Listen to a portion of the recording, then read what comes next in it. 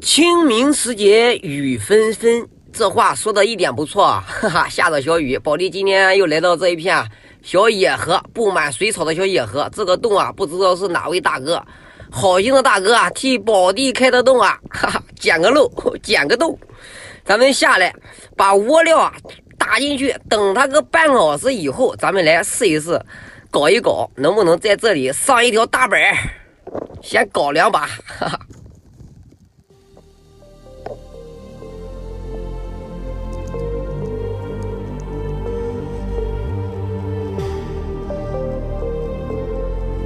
时间也差不多了，咱们抓紧时间先测一下水深呀。我好，还有口，我真的有口啊！测水深都有口啊，中！我嗨，真的上鱼了，哈哈！一条嘎嘣脆，这不怪我，你自己愿意上来的哦。水深测好啊，咱们抓紧时间选择一根帅气的公蚯蚓啊，从中间穿入，挂上个2-3圈，来抛一杆，试一试口怎么样哦。估计啊，今天这里的白条应该不少，我感觉。哦，来了，中55，哇，鲫鱼，开竿就一尾不小的鲫鱼，大概有1两多一点啊，还行。我还担心啊，这里的白条密度可大了，哈哈，看来我的担心啊是多余的。先进盆，咱们先打点水啊，先留着。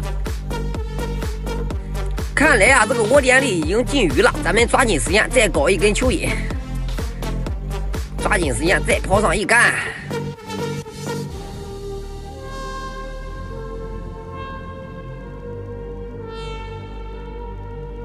中鱼，我，这一条啊跟第一条差不多大，应该是哥们俩，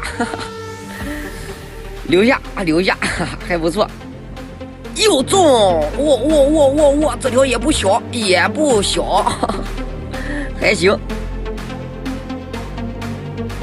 再上，我，这里的鱼啊都在1两到2两之间啊，还行，不错。这里的鱼非常的板正啊，非常的正经。先进盆。